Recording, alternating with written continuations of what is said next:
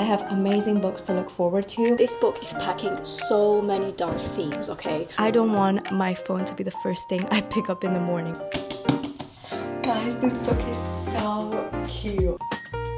So today I spent 48 minutes on my phone. We're currently at an orgy on chapter 17. What the hell was this ending? Welcome back to my YouTube channel. My name's Alex and today we're doing another reading challenge. If you're subscribed to my channel, then you already know we do this once a month, where I basically try and replace scrolling on my phone with reading for 5 days. Now today is a Monday, 9:12 a.m. Working this entire week and I could potentially have a shoot for work on Thursday or on Friday. So usually I like to film these on the weekends, but it was really hot this weekend and I didn't feel like reading. Okay, so that's why we're starting this challenge on Monday. So for context, yesterday I took a screenshot of my app and yesterday I spent a total of 2 hours and 38 minutes on my phone. Part of that was on YouTube, 1 hour and 14 minutes, 40 minutes on WhatsApp and 23 minutes on Instagram. And I have set a daily screen time goal, which is 1 hour, but most days I do go over it, obviously, which is why we're in deep need of this challenge. But the reason why I do this every month is basically to introduce you guys to some new cool reads that you could be incorporating in your routine to just spend time less on your phone, but also to encourage myself to do a bit of like a digital detox, even though I'm not detoxing fully because I'm still working all the time and my job is still to do social media. So I am on my phone a lot and I am on my laptop all the time. The idea is just to reduce it down. So my daily screen time goal is going to be 1 hour and I'm going to try and stick to it every single day, which is going to be really hard, but that's the point of this challenge. Today I spent 15 minutes on my phone, which was literally as soon as I woke up this morning, which is really bad because I don't want my phone to be the first thing I pick up in the morning, okay? We're picking up books this week. So yeah, I think that's everything for the intro. And let me share with you guys the books we'll be reading, because last time we did a TBR prompt generator wheel picker thing.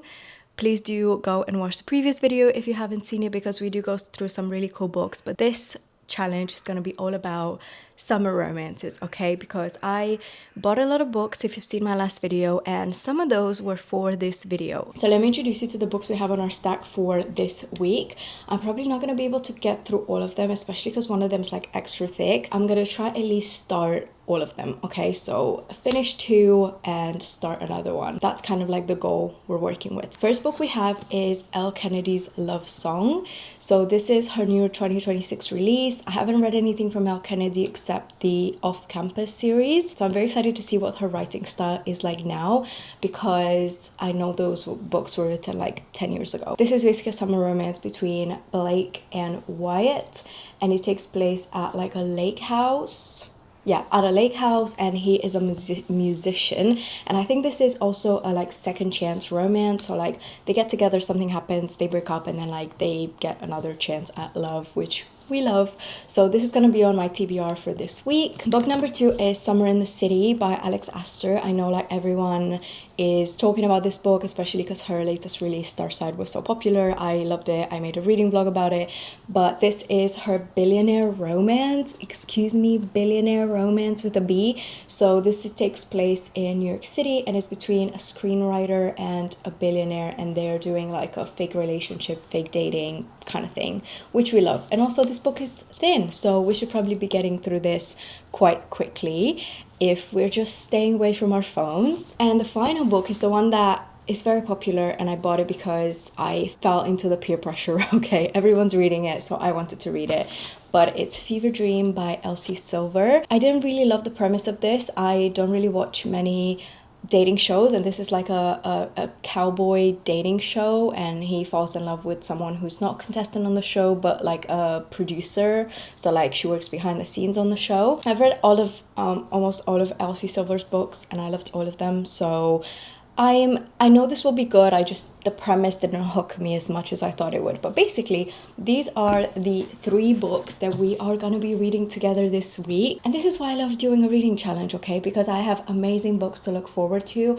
And once I step away from my phone and I get invested in reading, I'm like, why am I not doing this all the time? Why am I not doing this all the freaking time? I'm going to continue working, and I'm going to update you guys at lunchtime when we're going to be starting one of these books. And as usual, I'm going to be giving you guys like a 2-chapter in update, and then updating you throughout the book, reading you guys some quotes, because who doesn't love quotes? At the end of each day, we're going to do a little wrap up of how much time I spent on my phone, hopefully how much I read that day, because why not? Thank you so much for being here. Don't forget to subscribe if you like these kinds of videos, and I'll see you soon. So I'm sat here taking a quick break, and I'm gonna eat this like cottage cheese with some berries on top. And while I eat this, I'm going to start reading Fever Dream. How exciting is this? I feel like I do so much of my reading in these like small 10 to 15 minutes break that I take throughout my day to just like reset and make sure I'm not like overworking myself all the time, especially because I work from home quite a lot, so it can be quite easy to just like sit down at my desk at like 8 a.m. and just not stop until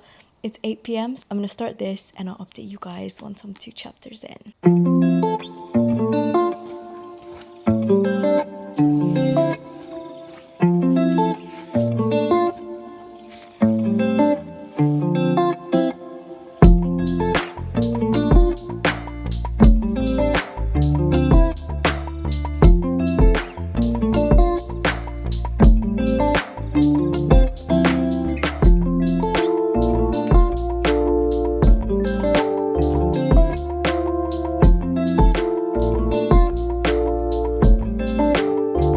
So I'm currently 60 pages into Fever Dream, and I'm having my lunch break right now, so I'm just chilling on my balcony. But let me tell you guys about this book, because I'm actually enjoying it a lot more than I was expecting.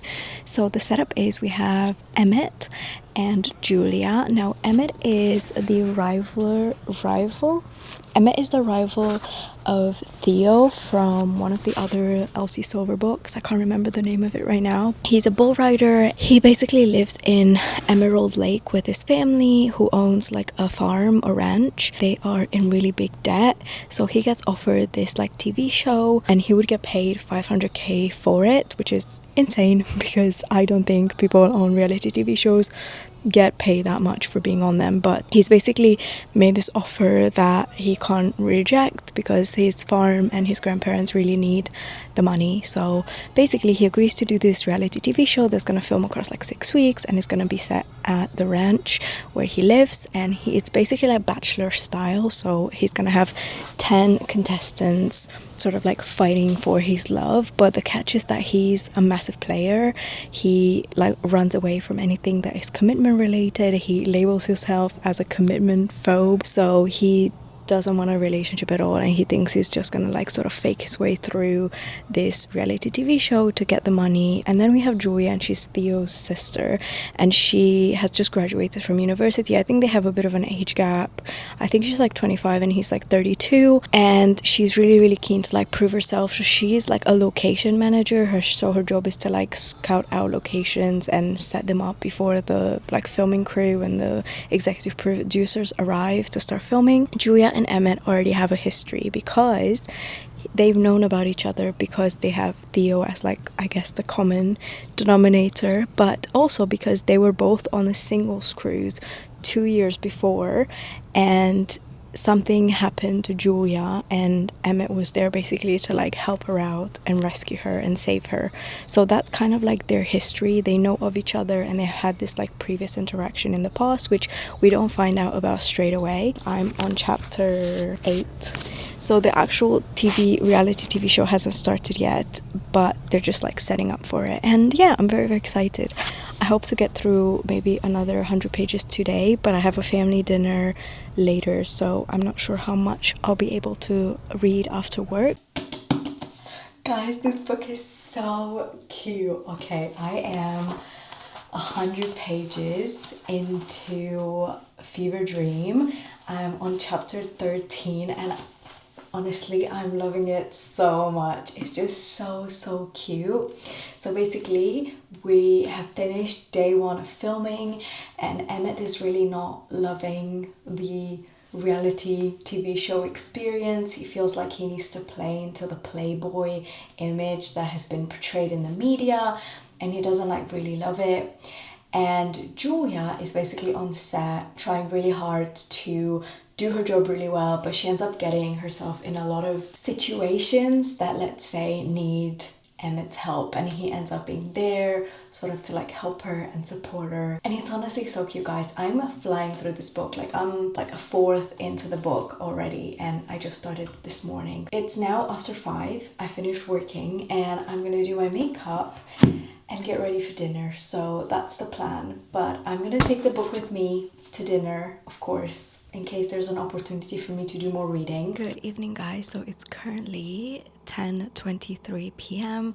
I'm showered and literally ready to sleep, but I wanted to give you guys one last update for Monday before I do so. So today I spent 48 minutes on my phone, and out of that, 29 minutes were on Instagram. I spent 7 minutes on DuckDuckGo and 2 minutes on email, and I still have 11 minutes left of my daily screen time goal.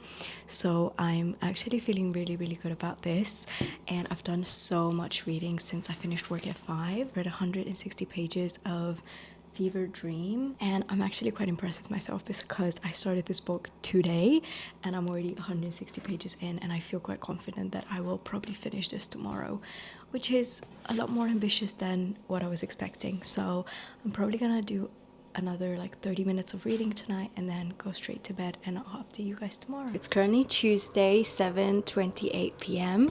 and I finished work at 5. I went and got a facial because my skin's been looking just not the best, and then I've been spending the rest of my time reading. So I am almost finished with the book. This is how far along I am.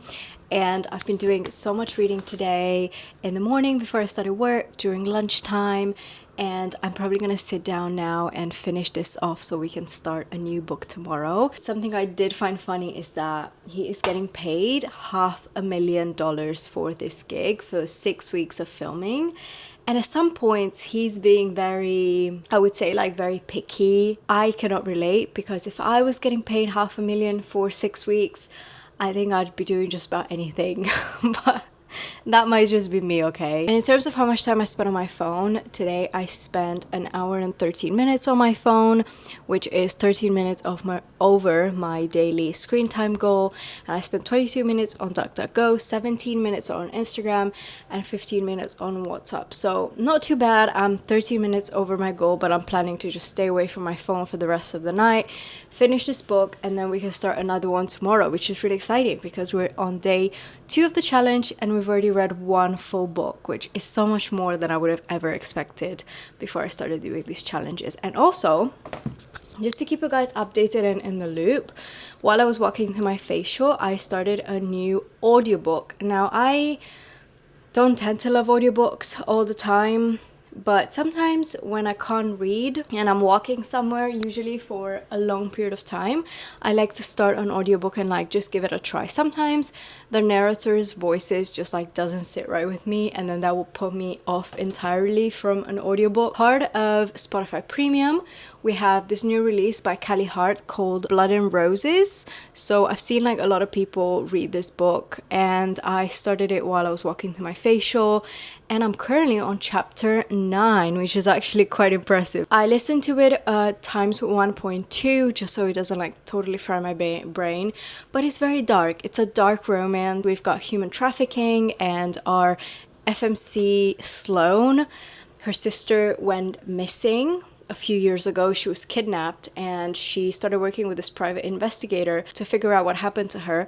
But this private investigator is basically also like in the criminal world, so he tells her that if she wants to find more information about her missing sister, she needs to sleep with one of his clients, basically be a sex worker for one night, and she agrees because she's really desperate to find her sister. But what we don't know is that she is actually, what he doesn't know is that she's actually a virgin. So she ends up going through with it. This is literally chapter 1. She ends up sleeping with a stranger, which she doesn't know who he is because the room is like really dark. When she tries to go back in touch with this private investigator after to basically get his end of the deal, he's basically ghosting her for 3 days. And after ghosting her for 3 days, she goes to his office to be like, hey, I did what you asked. Where's the information about my sister? And she finds him dead in his office. And then we jump forward to 2 years later. Very, very dark, very different from the sweet Elsie Silver book I was reading, but I'm honestly captivated by it. So I'll probably keep listening to the audiobook whenever I'm doing some chores around the house, and I'll continue reading the physical books for this challenge. But I thought I would update you because basically I'm reading 2 books at a time, which literally never happens because I want to just focus on one book at a time before I jump into another. Happy Wednesday, everyone. It's currently 8 a.m. and I just woke up and I'm getting ready for the day. But I wanted to update you guys on my reading because last night I finished Fever Dream by Elsie Silver and I rated it 5 stars. I thought it was really, really good. I really love like almost everything about it. I don't think I have any objections on anything I wish would have been done differently. In terms of it being sort of like a standout romance, I would say the plot was really interesting, but in terms of the like romance development, I wouldn't say it's something that I haven't read before, especially if you've read like Elsie Silver before. I think her writing style is quite similar. Overall, I really enjoyed it. I obviously finished it in like 2 days, which was really good for me. So after I brush this hair, I'm gonna have my matcha and then we're gonna start Summer in the City by Alex Astor. I've been doing a little workout before starting work today and I've been listening to the audiobook for Blood and Roses. I'm currently on, let me bring my phone. I'm currently on chapter 17. This book is packing so many dark themes, okay? We've got murder, we've got kidnapping, we've got orgies, we've got human trafficking. It's honestly, it just never stops. Dark romances for me are either a hit or a miss. Sometimes it feels like they're just trying to add as many like shock factor elements to the book as possible to make it as shock worthy as possible. And I think that's definitely what Callie Hart did in this book. It makes no sense to me why there has to be so much trauma and so much like darkness, but I guess it's a dark romance, so it kind of makes sense. 17 chapters in, like I feel like I've become so desensitized. Like you can tell me these characters got chopped up into little pieces and I wouldn't even blink twice because it's just the nature of the books. It sort of like desensitizes me to the story and also to like the things people are going through because they're constantly going through all of these like dark things. Our FMC slept with our MMC in the first chapter in the dark without seeing his face, and then she meets him 2 years later in the hospital she works in because he brings his friend in who has tried to commit suicide, and she recognizes him by having like a 2-minute conversation with him in person by his voice alone. And I don't know how realistic that is. I understand it was like a traumatic experience for her, which might have like impacted the way she remembers things. In case you want to read the book, then there's something to look forward to because on chapter 17 we're at an orgy. I'm probably gonna keep listening to it whenever I'm like working out, cleaning, cooking, you know, the basics. But I don't know if I love it as much as I loved Quicksilver, because I really, really love that book. It's currently 12:24 p.m.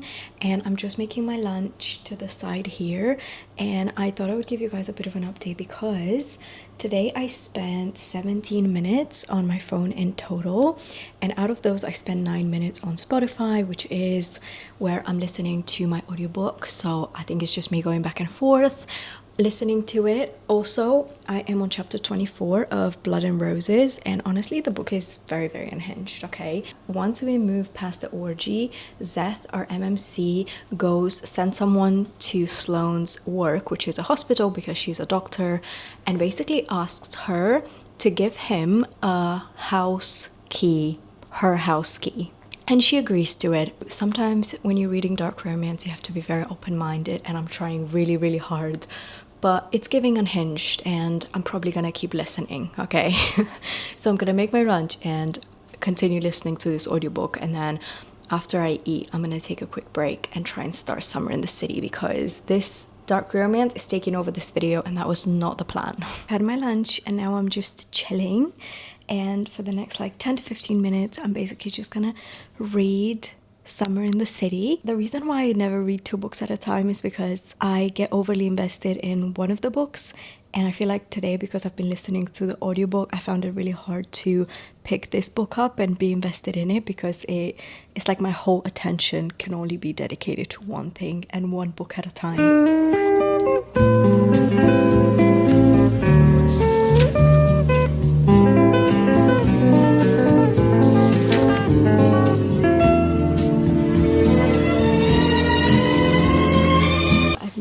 Through the first 2 chapters of Summer in the City.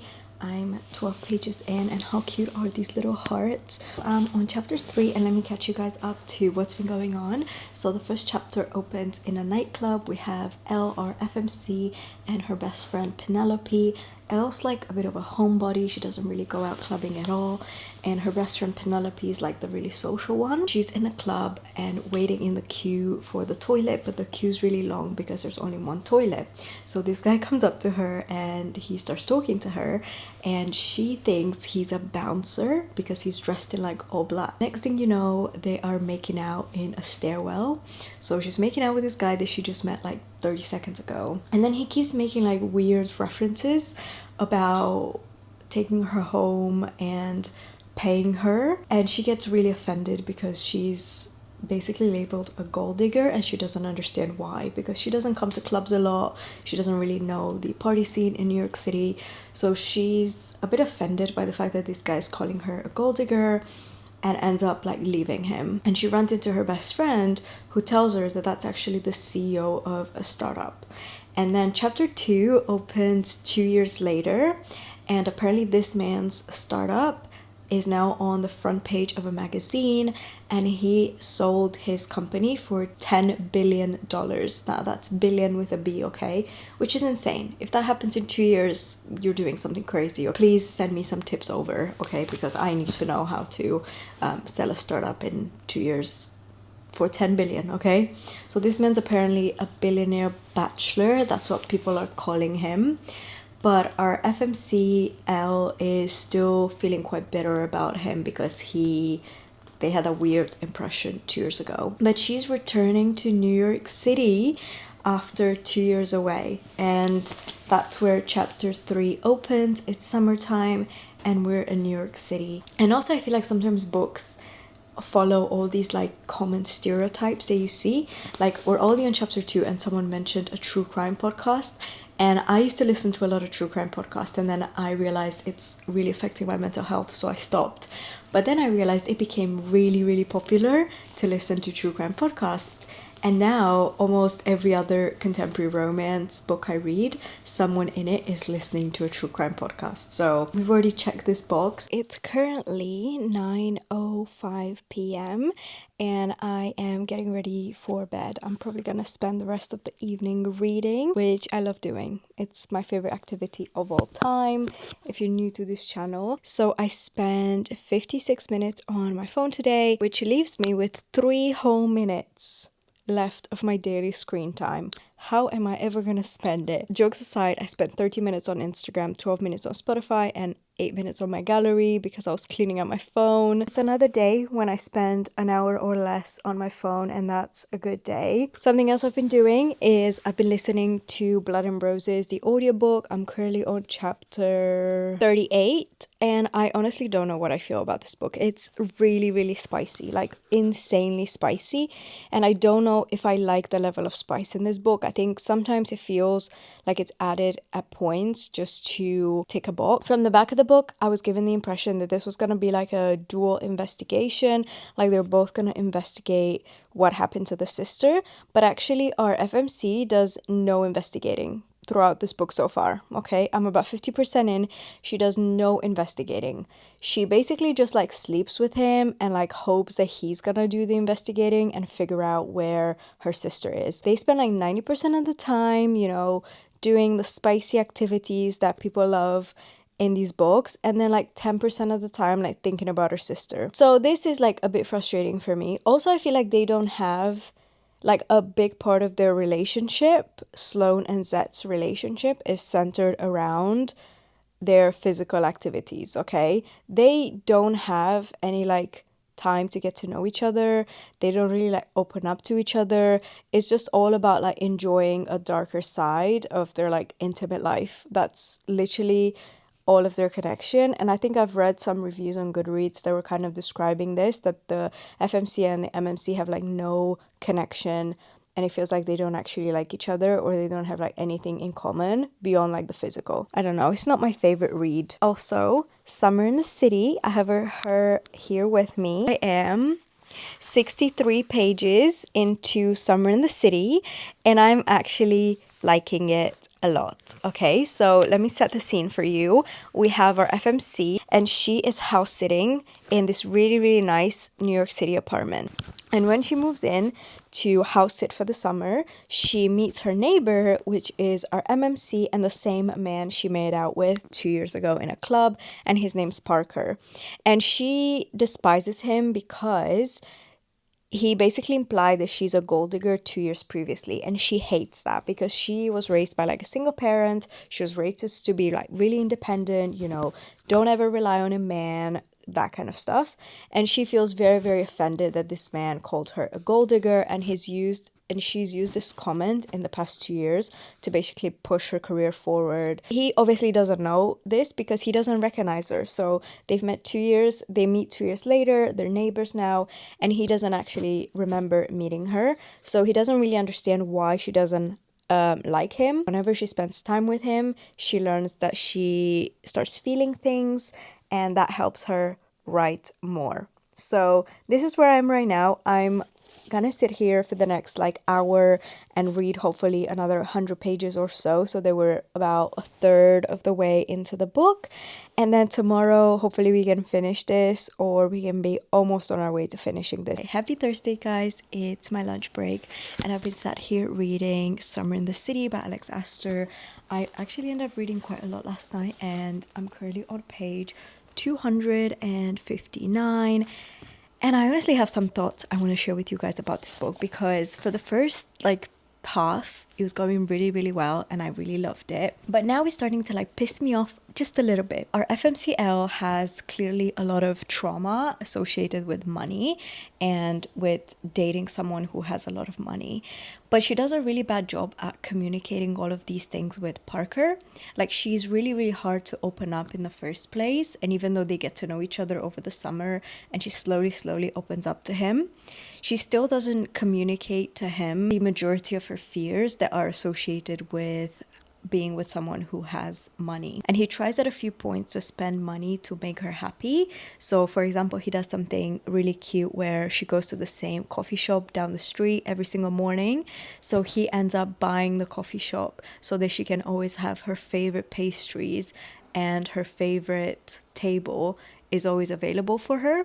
And I thought that was really sweet and like really romantic. But when Elle finds this out, she gets really frustrated and she feels like he's trying to buy her love. And in the third act breakup, I guess you could call it, he does quite like a big gesture, but it's also again tied in with money. He spends quite a lot of money for this big gesture, and she ends up basically being really upset by it. I kind of like understand her point of view, as in she's got all this trauma associated with people who have a lot of money, and she wants to feel like she's earning everything herself. There's a lot of repetition, and there's this pattern coming up of him spending money and her being frustrated instead of grateful or happy because he's spending money on her and trying to make her happy using money. But I think she's taking it in such a bad way because of her trauma, and she's not really communicating this with him. Like, he's not really understanding why she feels so strongly about people spending money on her. I'm literally on chapter 32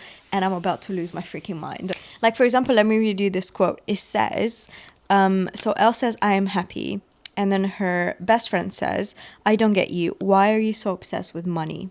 I rear back, "Obsessed with money? If anyone is obsessed, it's him." She shakes her head. "You are more obsessed with money than anyone I've ever met, and you're letting the love of your life get away because of it." It's basically Elle saying that she doesn't care about money and she doesn't want someone who has a lot of money, but she's the one that puts money at the front of everything they do together. Because everything he tries to do for her, it turns into a thing about money, and she's the one always making it about the money. I'm probably gonna read for another 15 minutes, but then I'm probably gonna finish this book tonight because this is how much I have left. And then we can start Love Song by Elle Kennedy, even though I'm on a shoot tomorrow, so I probably won't be able to do much reading, but still, I'm very excited to start the new book. What the hell was this ending? What the hell was this ending? I finished Summer in the City and I'm so disappointed. This started out as like a 4 or 5 star romance. I loved the first half. I was obsessed with everything about this. The New York setting, the fake dating, the dates they were going on, the way the romance was developing. Like, I loved everything about it. And then it took such a turn, 50% in. And honestly, justice for Parker, okay? Justice for Parker. Because they should not be together, okay? They should not be together. Parker is like a sweetheart in this book. He does so much for Elle. So freaking much for her. And then she just like treats this man so badly. And even at the end, she does literally nothing to make up for it. Like literally nothing to make up for the bad behavior and the way she's treated this poor man. Because the ending of this is not it. Okay, so 3 stars. On to the next. So it's currently 8:36 p.m. and I finished Summer in the City, but we're moving on to bigger and better things, and by that I mean better books, okay? I'm on chapter 53 of Blood and Roses, and I can't say I'm enjoying it either. I think if I wasn't listening to it on Spotify while I do other things, I probably would have DNF'd because there's too much smut in this and not enough connection, okay, between our main 2 characters. But in terms of how much time I spent on my phone, I spent an hour and 19 minutes on my phone today, 20 minutes on Instagram, 18 minutes on WhatsApp, and 10 minutes on Spotify, and I'm 19 minutes over my daily screen time goal, which is okay. I'm going to get ready for bed, and then I'm gonna start our next book, which is Elle Kennedy's Love Song. I've left this until the end of this vlog because it is the thickest book out of all of them, and I probably won't be able to finish it, but this book is 512 pages, which is really, really thick for a contemporary romance. So I will probably start this book in this vlog, but what I will do is I'll share my full thoughts on it in the July reading wrap up. And I shared my first May reading wrap up on my channel, so do let me know if you like these kinds of videos because I really like making it and I really like reflecting on all the books I read.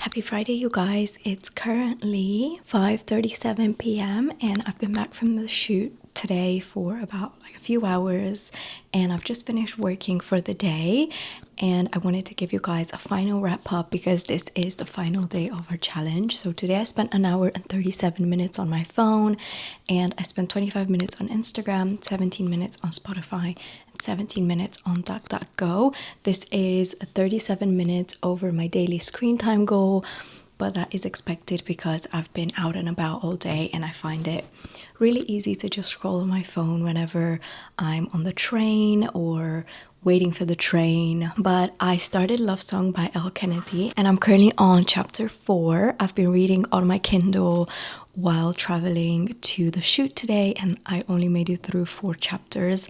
But what I'm going to do for the rest of the evening is stay away from my phone and continue reading this book to see how far along I make it. This is over 500 pages, so I'm definitely not going to finish it today or this weekend. But I'll share with you guys more in my July reading wrap up about this book specifically. I also finished Blood and Roses by Callie Hart today. I listened to the final chapter today while getting ready this morning, and I'm probably gonna rate this book like 2.5 stars because, like I said before, there's just too much spice for me. But I ended up being quite invested in the ending because we have this like big reveal, I guess you can call it. It's not as shocking as in most romanticises, but it was enough to like pique my interest and to potentially convince me to read the next book when it comes out. But we also finished 3 books in total. So I read 2 physical books and I listened to 1 audiobook, and I started a 4th book. So for 5 days, I would say that is pretty impressive. And the only reason why I was able to read this many books is because I stayed away from my phone. Because for me, in the grand scheme of things, mindlessly scrolling or doom scrolling is the thing that sucks up most of my time out of my day. And I actually have a really funny story to tell you guys, because I've been reading so much that I have been 100% out of the loop on social media. And if you have been on social media in the past week, you know that a couple climbed the Empire State Building and got engaged at the top, which is insane. I found out about this maybe like a day later, and I texted my best friends in our shared group chat, and I was like, oh my god, you guys, you should check the news, like this is what's going down. And they both replied being like, we know. Because I was just late to the news. To me, this is a good sign. It means I'm out of the loop on social media and I'm spending more time reading, which is what I want to do more. Long story short, if you enjoyed this video, please don't forget to subscribe to my channel because these are my favorite videos to make. Yeah, thank you so much for being here, and I'll see you guys in my next video.